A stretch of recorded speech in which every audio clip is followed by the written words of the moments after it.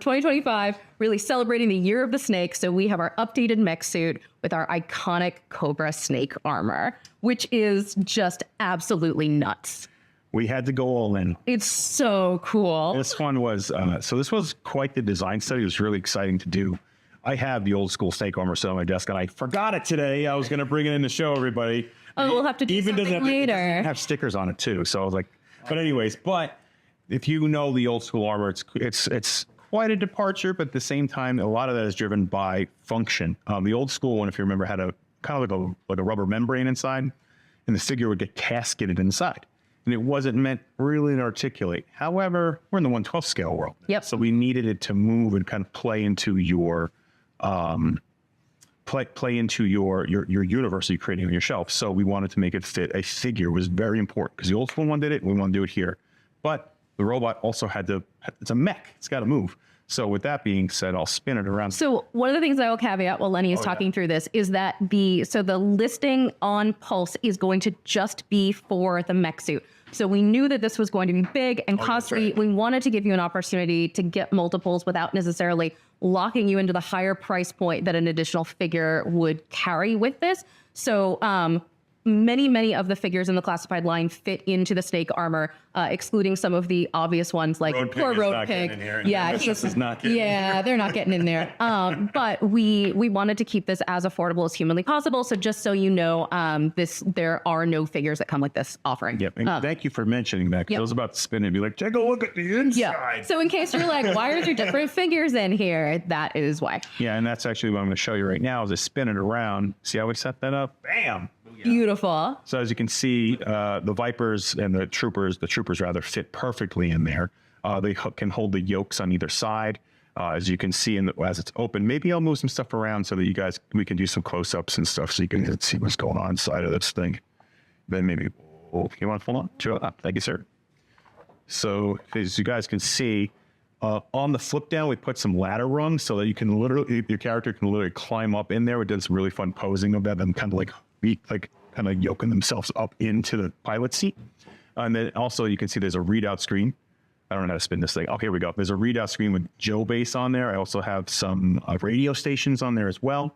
When you flip it up, of course, it lines up with the figure. Of course, it's an upside down screen when it's down. And then when you pull it, let's pull it back down again. As you can see inside, and I don't know if you guys can get that on camera. It's kind of hard to see, but inside of it, there's all sorts of readout screens on the side.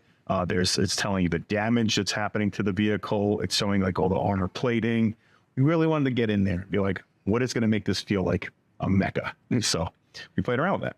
Trying to think what else to talk. Oh, as you can see here, that's all the readout screen. I don't know if my finger is going to point in the right direction. How's my nails looking today? There you go. Great. Too bad. Thanks, guys. Thanks, guys. Appreciate it. I will say, it's nothing to do with your nails, but this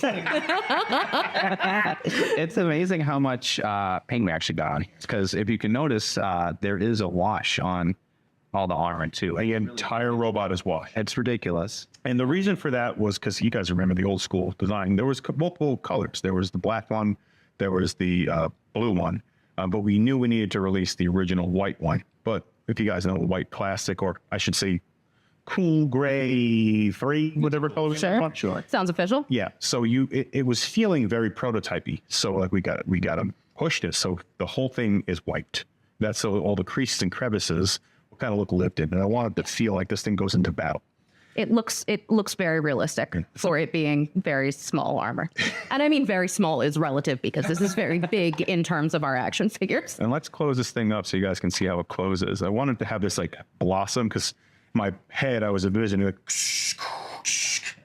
like little steam coming out. You will have to make your own sound effects for this. Yes. Yeah.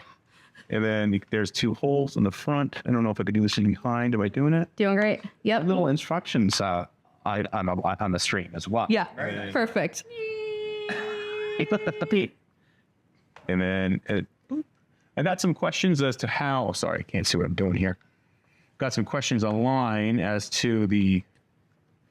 Sorry, guys. Here we go. Got some questions online as to how tinted it is. There is a very slight tint.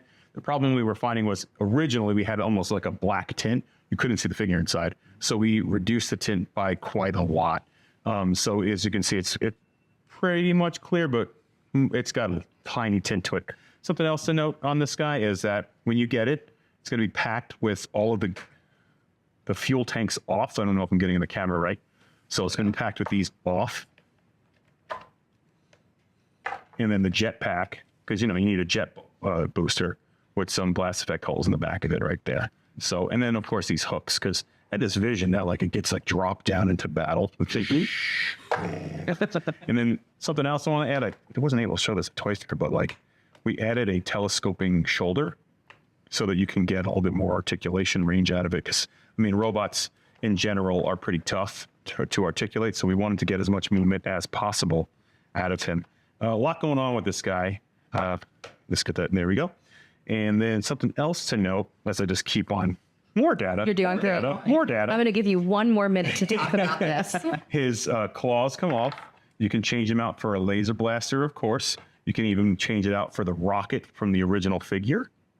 This is a flamethrower over here. I don't know if you guys tell, but there you go. Flamethrower goes in there just like that, man. Beautiful. Pretty sweet. But of course, this hole comes off. You can change it out to a rocket. And then the rockets can be changed to hands, which are pretty sweet. It's a really mechanical details on there. So a lot of customization with this guy, a lot of play with this guy, a lot of little details. Really fun to do. Very different for us. Yeah. From a type of product standpoint. So we're very excited to get it into. Hope you guys enjoy it as much as we like making it. Beautiful. So now, as we are almost out of time for our stream, I am going to just go through so fast for the rest of this. So great news. Our Cobra Snake armor is going to be a Hasbro Pulse exclusive, is going up for pre-order today, starting at 1 p.m. Eastern time.